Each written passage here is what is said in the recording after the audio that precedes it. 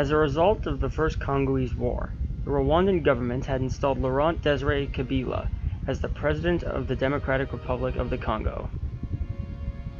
Although he was expected to be a puppet to the Rwandan government, Kabila attempted to assert his own authority by expelling Rwandan politicians from Congolese government positions. This angered the Rwandan government, for they feared that this was a sign Kabila was planning to commit atrocities against Congolese ethnic Tutsis. In order to install another puppet government, and to secure the safety of ethnic Tutsis in the Congo, Rwanda would have to invade.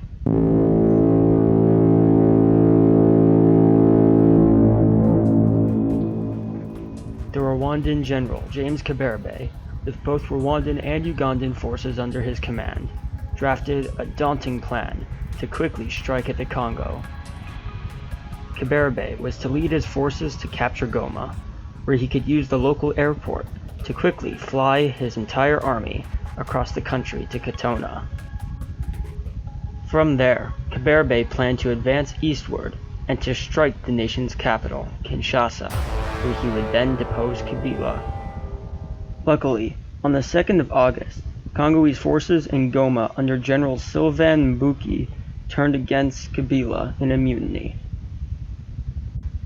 Because Mbuki also wanted Kabila deposed, he joined forces with Kabarebe as his army began arriving the next day. The rest of Kabarebe's army arrived in Goma on the 4th, where they then hijacked 4 passenger planes to transport their army.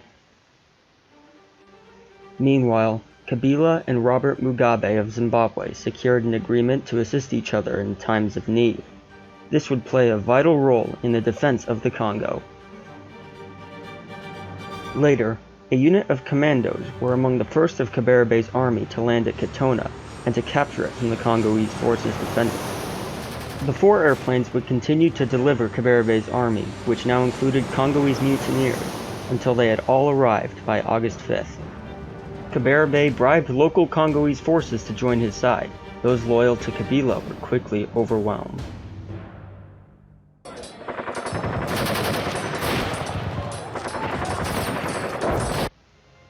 By August 5th, Kabarebe's army was composed of 3,000 Rwandan and Ugandan soldiers, a regiment of various Ugandan light artillery, several Type 59 and Type 62 tanks, as well as Zu-23 anti-aircraft guns from the Congolese mutineers, who also numbered at 2,000 personnel.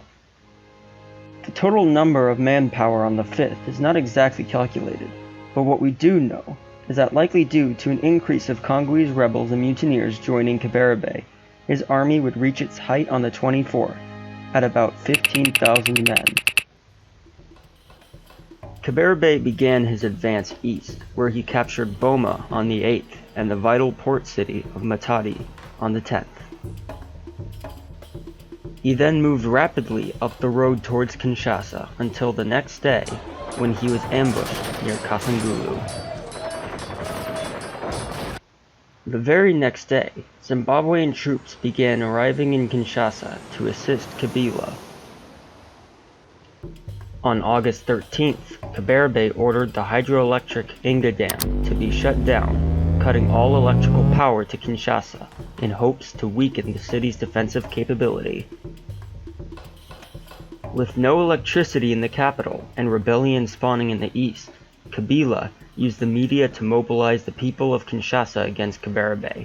Ethnic Tutsis and political opponents were labeled as traitors and subject to grave persecution.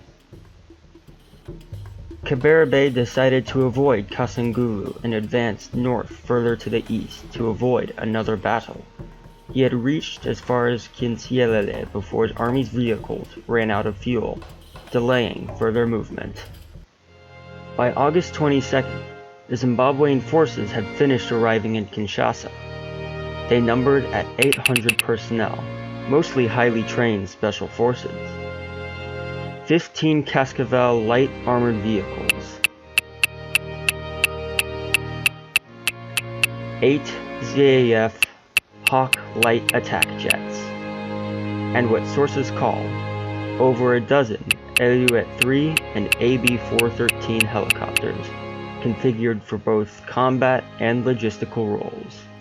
On that day, Angola, one of Kabila's allies, jumped into the fray to take back Kitona. They soon began sieging out Kaberebe's rear guard at Mwanda and Banana. Meanwhile, Kaberebe's forces were once again found too close to Kasangulu. Near the outskirts of Kasangulu, a Zimbabwean helicopter had spotted Kaberebe's army and disabled their leading tank. This disoriented the Rwandans, buying time for Zimbabwean special forces to set up for an ambush further up the road. The Congolese crew of their Zu-23 anti-aircraft guns lacked training and discipline, making them unable to engage the helicopter. As Kaberebe's army advanced up the road, a skirmish ensued.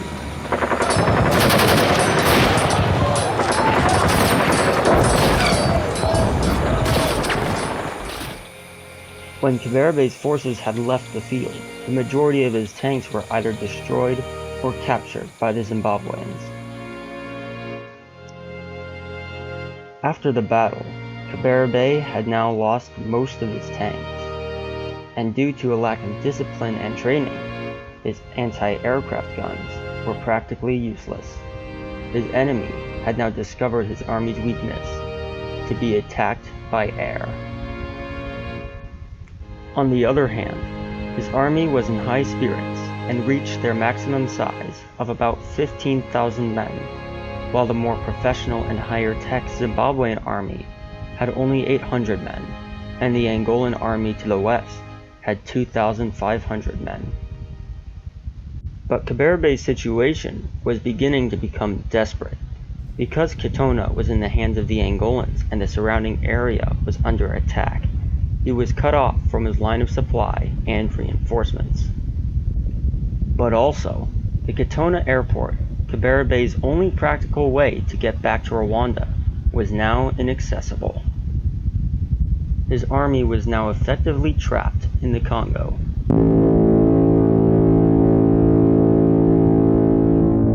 He was beginning to run out of supplies.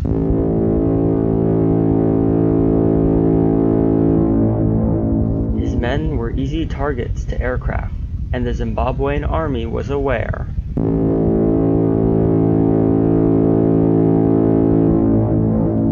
Kaberebe could not risk another costly battle at Kasangulu. To save his army from such a mortal situation, he had no choice but to carry out a daunting task. He had to advance north from right where he was, and then, to risk it all, to strike at Kinshasa.